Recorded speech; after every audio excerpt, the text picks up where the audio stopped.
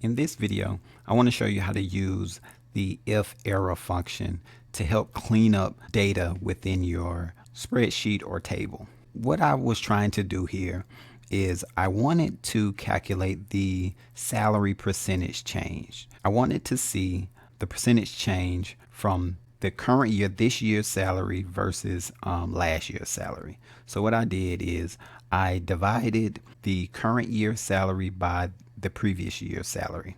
And when I did that, I got these results. The issue is some of my information was incomplete. So I didn't have the previous year's salary for this person.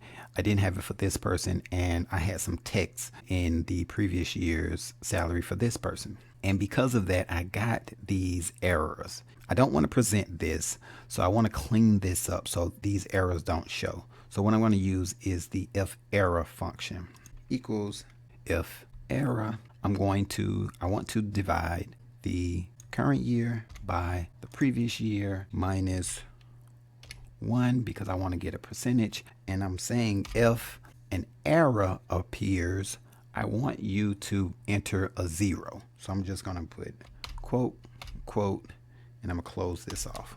Because by default, having quote and a quote with nothing in between, it signifies a 0.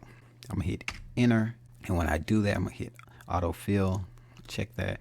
And when I do that, now the errors aren't here in this column. So I'm not going to present, I'm going to delete this column and I'll present this column. And by putting this formula, the IFERROR function here, once I get the previous year's salary for these employees, I put that in and the percentage updates. Here, same thing. Once I get that information, all these will update and the formula would update itself. If you found this video helpful, go ahead and hit that like button.